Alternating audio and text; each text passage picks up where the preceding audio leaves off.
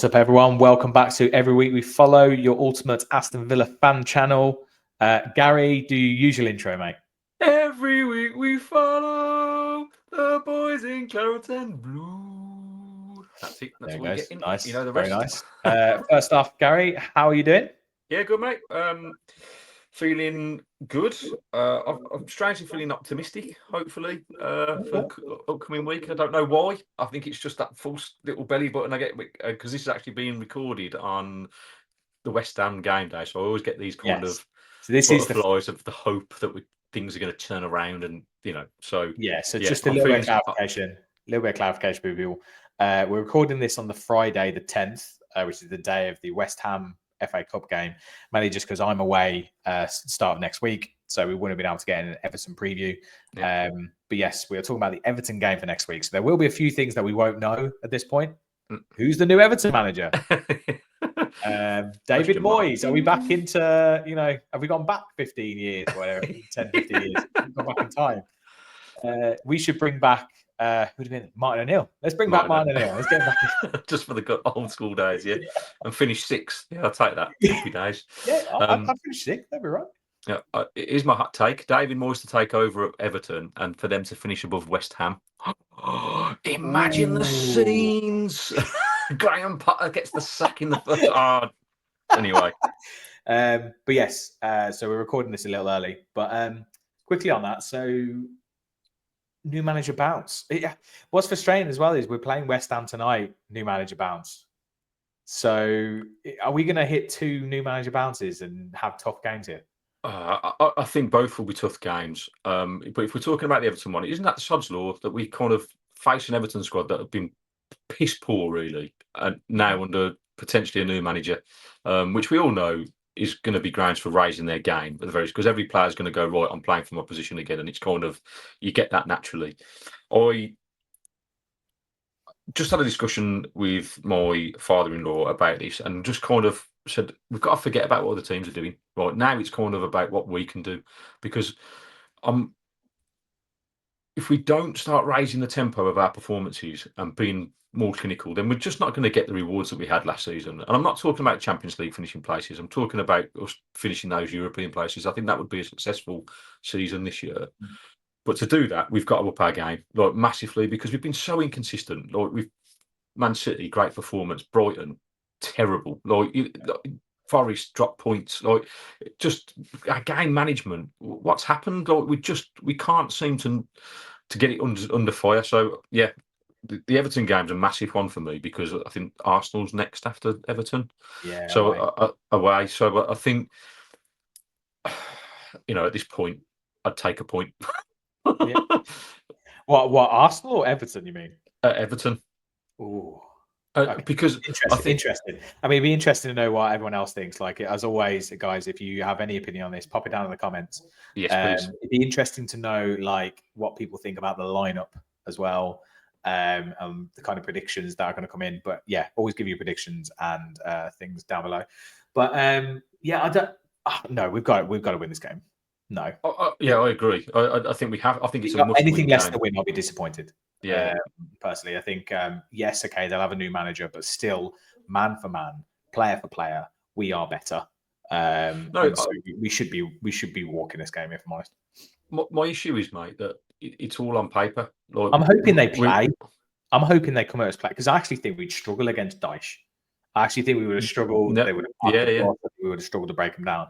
I'm hoping they actually try and come out, try and do something. It might be their new manager's first game in charge. He wants to make an impact. Maybe they try and play.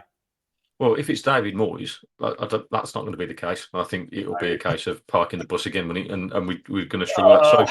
So it's no excuse, right? Forget about, because teams will park the bus, and they've done that against us and had success. That's what teams will do. Leicester tried to do it and almost did it successfully against us, even though Leicester are piss poor and Everton are piss poor. So in order for us to beat Everton, right, we have to go and play there with high tempo, high press, and work our nuts off. We've got to get the work rate back. I just feel like we've just hit this kind of inconsistency levels where we don't perform for 90 minutes and haven't done for I don't know. Like you could say the Man City game. I thought we were exceptional in the Man City game. I did. I thought that was a great game of football, and I thought but that's Man City.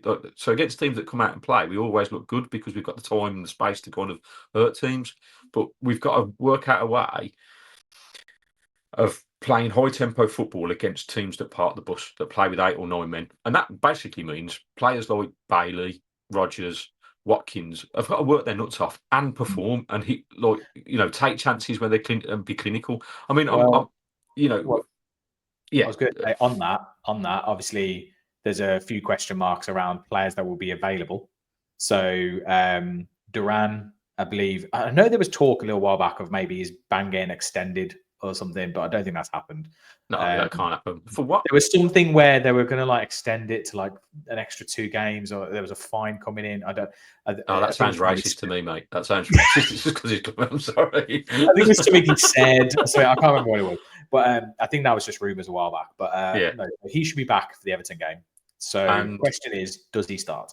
In my opinion, 100% yes. I think he has to. I think, again, we've talked about this previously, but if we're looking at goals per minutes ratio, he's our clinical striker. I don't think now we've got January upon us, and if we can all agree, right, that John Duran is probably on the edge as an individual, right, and probably this far away from being sectioned if he wasn't a pro footballer, right?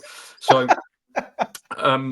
I think there's going to be lots of speculation going around, and there is, right? And I think people will be in his ear, and I don't think he'll go in January, but I think there might be offers on the table to come this summer. Now, I think we priced out any offers in January for starters. Yeah. I think it was 85 million or something. Well, he signed a long-term deal, so we're going to get top dollar for him. So I think the summer will probably be for that. But the only way we keep Duran, in my opinion, is making him number one and just playing him. I think you have to reward goals per games. He started the last 3 prior to getting sent off against Newcastle, scored in all 3. In the Forest game, the game before, obviously, he scores the goal when we take him off and we just look void of any ideas after that and we lose the game. I was fuming.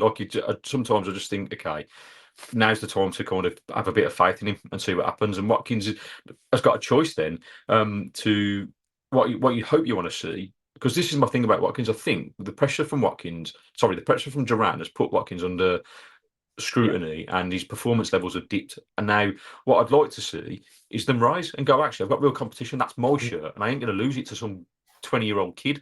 Do you know what I mean? And it hasn't happened and Duran's outperformed him. So for me, Duran starts. Yeah.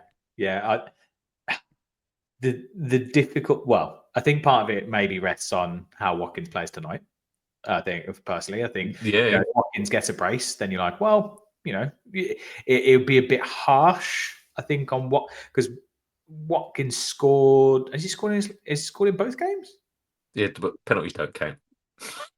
I mean, they do. No, he's also had an assist as well. No, and then, if he don't count. If he scores, if he scores a couple in this game, then I'm like, well, it's a bit difficult to drop your supposed starting striker for a player who's come back from suspension as well. It's not like he's injured and it wasn't his own fault. And I know, yes, obviously there's the whole thing about it's a disgrace. It shouldn't have been a thing. I don't know if you heard or saw the audio. Yeah, I did, mate. It's never a red card. The assistant, the referee, we've been robbed, mate. Robbed. Look, Anthony Taylor. It's so disgraceful that this is going on. Yeah. That's how disgraceful this is. This level of disgrace. That's this level of disgrace. So yeah, you're right. But it goes back to my point that it's Watkins' chance tonight then to actually put a performance in. And I don't mean what we usually could get from him because that's a given. Yes, we know he runs his ass off. We know he can stretch defences. Mate, it's time to start putting the ball in the back of the net because Brighton, Leicester, he's got to stop hitting Rosetta in the whole end and hit the back. Just get the shot on target, mate. I'd take that. Obviously, when this goes out, he might have scored a hat trick. We have no idea. But yeah. Okay. So in your opinion, Duran has to come back in. Yeah. Then there's also the question mark, which might happen by the time this video comes out. Daniel Marlen on that right wing. Emery's notoriously not slow, but considered when bringing in new players into the team. So personally, I probably wouldn't see him come in for 3 or 4 games. Like, I don't think he'll come in to Everton. He wouldn't come in against Arsenal. I think that's too big a game. I think maybe the one after that, he maybe come in. With your thoughts? So, okay, my thoughts are this. I agree with that sentiment. I think you're right. I think Emery historically has done that. So I think that's probably what will happen. I think the purpose of it, and I hope that the sign is made by Everton, because I think what it needs to do is send a rocket-fueled message to Leon Bailey to say, mate, your place is definitely up for threat now. No, because he's had no challenge from Villa. Good riddance, by the way. Hopefully there's come 20 million quid for him. Good business, I would say. Yeah, great business. It's amazing business. Cheerio, don't come back. We'll see you with in the Championship next year. 5 million with the buyback, like with the sell-on fee, like reduced, and then we've sold him for 22 plus add-ons. Yeah. Brilliant. Mate, it's a great bit of business because he's offered nothing. I think we're just too much above the level for him at the moment. I don't think. Yeah, I think he's actually older than I think he's like 24 or something, isn't he? Yeah, but he. Really? I thought he was 22. Why do I think he was 22? No, I think he's a bit older than we think. But he, I think he's got potential. I think he could be good. It's just we need someone now who's going to be, who's maybe him in 3 years. Yeah. Well, look, Marlen's definitely going to be better, isn't he? He's going to have to say he's got 40 caps for Holland. I haven't watched him play. Scorer. Yeah, well, and he scores goals. No, again, these are all stats. I haven't actually watched him play to know if he's going to fit our system, whether he's going to, I can't make comment on that. So, but what I do know is from just the stats and from what he's achieved so far with Dortmund, I'd say top goal scorer, 40 caps for Holland. He's a better quality of player than. He's also pace. And for whatever reason, Bailey hasn't been offering that pace. I'll be really interested. Again, obviously, this is coming out after it, but I'm really interested to see if Bailey plays tonight against West Ham. And he's thriving on confidence after that goal, and he's just running at him. Mate, I fully expect him to start tonight against West Ham, and I hope he puts in a performance just like Watkins. I think he could be the catalyst. And surely there has to be, in terms of the man management, Emery saying to Bailey, look, you're my main right-sided player. Like, that's your position to lose, but and you've got the stats. You can put the stats to him and say, look, this season you've dipped off from what you had last year. Now we're bringing another right-sided player. Like, it's yours to kind of. That's what healthy competition is. Like, you've just got to have it. Like, and take your minutes when you can. Now, obviously, Marlen's going to want to come and play, I assume. So, but. As we've seen with Maatsen and Digne, if you rate, like, as much as I rate Maatsen, I think he's more than good enough to start in our first 11. You can't fault Digne's. No, he's just raised his game. He's raised his game. He's been so good every time. Everyone that's come in, anyone that's come in to like try and attack his position, he's like, nah. You end up. Yeah, but I love that, mate. It's like, that's my position. You're gonna have to take it off me. Because I remember when he came in. What's funny, right? Do you remember this? What's funny is that he came in, and we said we didn't think that he was much of an upgrade on Matty Target. Oh, Digne, yeah. Yes, I remember when that. He came in, we were like, "Oh, they're pretty even." They're basically, and we're like, I'm literally sitting there going, "What the hell were we thinking?" Like, literally. So he saw him off. Then he brings in Moreno, and then Moreno's like, new golden boy, and he did change that season. Yeah, Moreno was Emery's player. Yeah, and he literally changed our season. Personally, I actually think he came in and he really kicked start. He really, whether he raised Digne or whether he himself did really. I think it's part of the process. Yeah, I do. Seen him off. Yeah. And now Mats has come in, £35 million. By the way, not cheap as chips, comes in. He's getting like 10 minute cameos. Yeah. But Matt, I think Mattson's a better player than Moreno. Consistent. Yeah, so it comes down to Marlen and Bailey. It's now time for Bailey to really step up and put in some consistent performances. Now, his goal against Leicester, hopefully that is the confidence and the catalyst that can kind of propel him on. I really hope that happens for him, because he was one of our unplayable players last season, and he's not maintained those levels. And now you either sink or fall, don't you? And the fact of the matter is, if we've got a replacement, then brilliant. It's kind of one of those things. We just hope that Marlen can hit the ground running. I hate January signings for that reason, that you're coming from one league to another. Sometimes it takes time to settle, and really at this point of our season, like we said this in a couple of podcasts ago, I think, where we haven't really got going yet. No. We're halfway through the season, and I feel like compared to last year, we haven't really got going. We've not put in. We're just kind of like we'll have a good game. Might have 1 or 2 wins, then we'll have a loss, It's just like, oh, where's that come from? And then we'll have an annoying draw. We haven't really managed to. Remember the days when we won like 12 in a row at home? Remember that? Mate, that was unbelievable, wasn't it? I mean, I know it's a big ask because we've got some tough fixtures coming up. Just on that, by the way, we have only lost one at home. Yeah, no, which is mad. Actually, our away form's been poor though, hasn't it? We haven't done. Yeah, we've been away's been poor terrible. away from home, and so I think it's all about now levels of consistency. It's after Christmas. Can we raise it? If we get a couple of new signings, brilliant. Can they fit in? And can we really push on? Because ultimately, like I just said, we've sailed through and we're still in the mix. Like 2 to 3 wins in a row. I don't know how. I don't know how either. Right, because I think it's a case of the league this season's actually bonkers. I think a lot of teams. It's bonkers. I don't think we're not the only team going through this. No. Well, that top 10's crazy, isn't it? I think the only teams who've got any kind of consistency, funnily enough, are Forest and Liverpool. Yeah. Like anyone else, even Arsenal dropping points. City are all over the place, but they will come good. Chelsea are starting to drop points. It's all over the place. So it's quite funny that it's only those two. Although apparently, according to TalkSport, Newcastle can still win the league. I feel like Newcastle, for whatever reason, are like the pundits' golden boys. Like they're currently talking about. They're always talking about like it's their time to win something. And it's like obviously they've progressed in the League Cup and they're doing, they're rocketing up the league, but like it's like, come on, man, just shut up, like piss off. Anyway, it's amazing what oil money can buy you. I just. So what are you thinking prediction then for Everton? Okay, so I know it's at the start. I'd take a point, and I would because I think it's important not to lose. But I'm totally with you. I think we have to win the game. But again, we can't keep clean sheets, so I'm going to go 3-1 Villa. Okay, I'm going the clean sheet on this one. Oh, okay. Because I mean, unless whoever comes in just completely change Everton. Score so bad going forward. Like literally, if we concede against Everton, Jesus Christ, like sack the whole defense, like just change bring all the academy players in. If we you've watched our defense, right? We conceded the goal against us. It doesn't matter. It doesn't matter. Everton are so bad, so bad up front, like so bad. They offer nothing.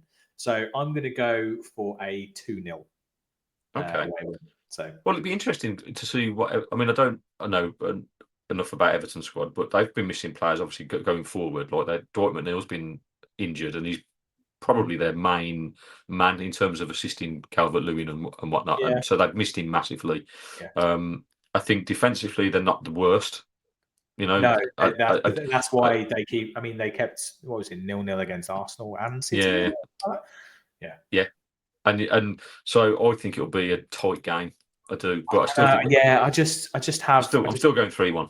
I just have a feeling that whatever manager comes in is going to want to not just park the bus because they've already moaned about Dyche football and they're just like so awful and like bad. Yeah.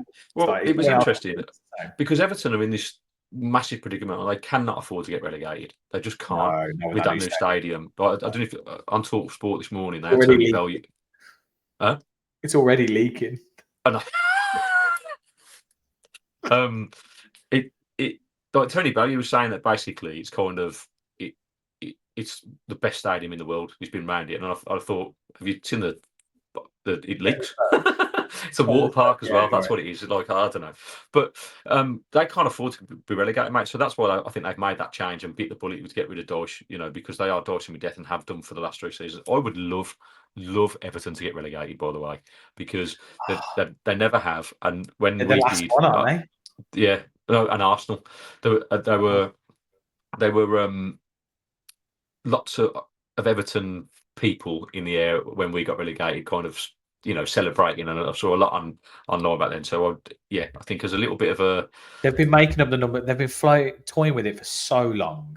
They've been making up the numbers in the league for so long. I'm just like, just go. Come on, just go down. Mate, how funny would it be to have a 55,000 seater stadium with 12 people in it? I mean, isn't that just like I don't know how big's the Rico Arena? Because that's basically like Coventry. They're like league. They're in Championship now, but they were in League One. League One, yeah. I mean, Birmingham City. Yeah. Mate, League One. Well, I hope it's going to be a new concert venue in Liverpool. I'm sure I'll look forward to going to see like the Foo Fighters there, or maybe it'd be a decent view. Exactly. Then so last thing that's happened since we last spoke as well. We talked about there being rumours of some kind of special kit for the West Ham game. 150th year in the 151st year. I mean, obviously by the time this comes out, we'll have played in it. But that doesn't really make a difference to your thoughts. I know you've got some strong feelings about this. Mate, okay, I'm just going to go in on it. I think it's an absolute fucking travesty. I do. I can't believe we've been done over. Like, it's 150th year, and this bullshit excuse that the lead time on getting a new kit out is 12 to 18 months. When did Adidas take over? Like, January 2023. It was quite, to be fair to Adidas, it was quite late. I know it is about a year to 18 months. I've seen some stuff on Claret and Blue where they talk about it. Yeah, so this is my point. So they've had 12 months lead time. Okay, not 18, they've had 12 months. They could have had as much lead time as they wanted on this because they knew it was coming. Right. Yeah, right. And the best they could come up with is a black Adidas t-shirt with us. Now, don't get me wrong, I love the badge. I love the new badge. I think it's a good homage, but it's a circular badge that is clearly just stitched onto an Adidas shirt. It looks appalling. It looks worse than the kit we wore against Warsaw when we didn't get the kit ready in time. I cannot believe people have gone crazy for this. It sold out in 23 minutes online. Like, there's people going to the Villa store today, I've seen, going to get it and doing reviews on it online and going, oh, it's a great shirt, mate. Fucking hell. There's no wonder that club's going to shit that people have. But I mean, out of principle, I've spent about 200 maybe close to 400 quid on Adidas stuff, like, because it's good stuff. I bought this shirt, I bought the away, the third. I've got the training stuff. Like, I it's all lovely. And now they want, in January, 80 quid for a £9 t-shirt with a badge on. You can get fucked. I'm going to go and buy a black Adidas t-shirt, get the badge off online, and sew it on myself. No one's going to know the difference. And so you're paying £80 for a Villa 150 thing that's going to come off in the wash, and a little emblem, right? I know it's a one-off, but come on, people. Commercially, because there was talks about like there being like players' names and all this kind of stuff on it, and all these kind of things, and literally, it's just a black t-shirt. When I saw it, when I saw the pictures, I think I said to you, I was like, "Is it a t-shirt or a shirt?" Like, I couldn't tell because it was too dark on my phone, and I was also in the promo, what the fuck, right? I apologise for my language. I think I know who Mika Richards doing in mate, there's James Chester. James Chester was quality, mate. He put in a shift. Why are they there? I don't know. Out of all the people, right? 150 years of the club, James Chester and Mika Richards. Mate, so they had an 18-month lead time, and this is the best they could do. Not only did they fuck up the top, but they just get two of them rejects. I just don't understand. Oh my god! Yeah, mate, you might as well have had me and you in the background, just standing there like loyal fans, 30 years. I'll tell you what, you know what would be quite cool, right? Why does anyone do that? No one does like a shirt review with like some fans wearing it. When they have like like podcasters, it's like you get like Dan Bardell and Dan Rollinson and all that lot. And they're all there wearing the kit. I think that'd be quite cool. But honestly, I don't know, mate. I'd love for you to actually do the thing where you get a badge printed on, sew it. Mate, I'm going to do it and probably compare it to. In fact, what I'll do is tonight, because I'm going to the game. Right, I'm going to get some footage. I might try and go down a bit early and nip into the store and see if they've got any and go on. I'm not buying it. Take a photo. No way.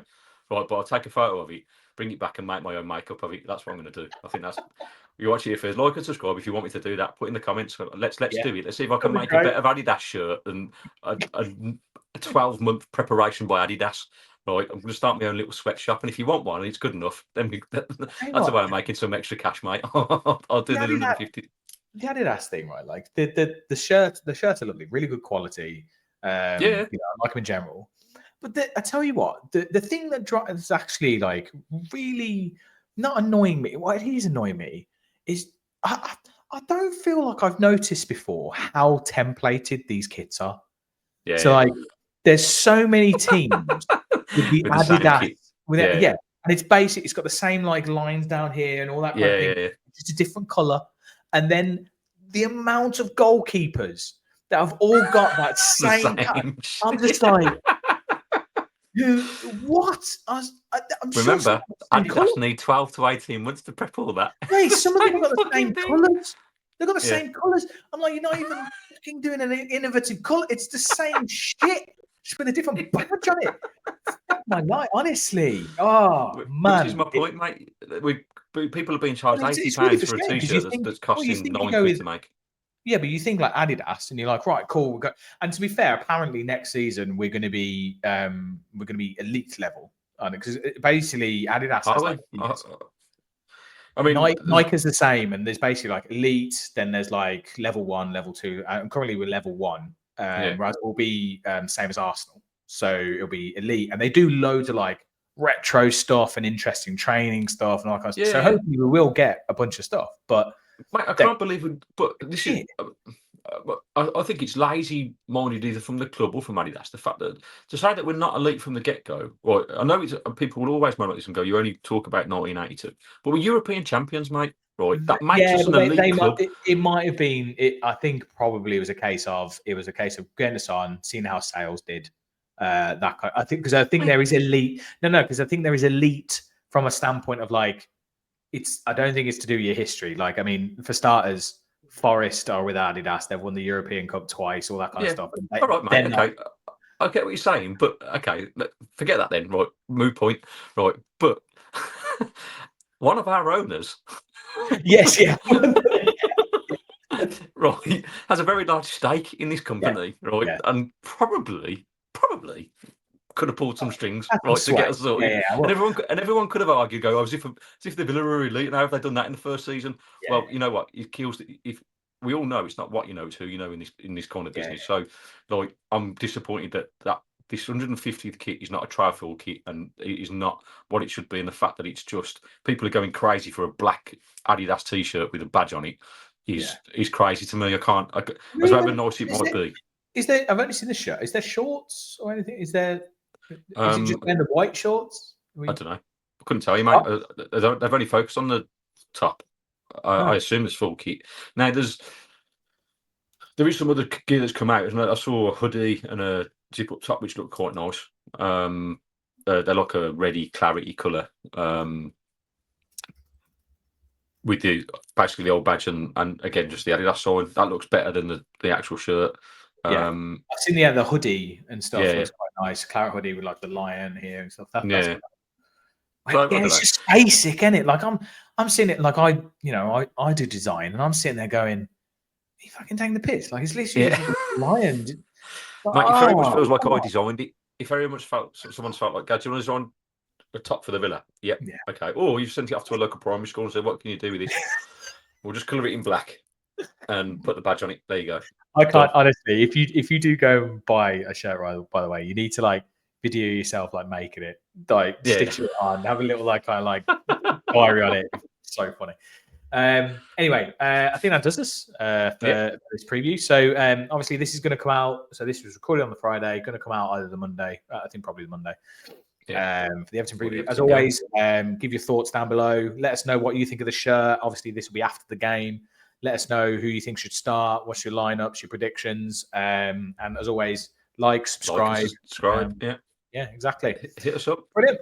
Nice one. Well, cheers, everyone. Every week we follow the boys in claret and blue. Till next time. Never get old. See you next.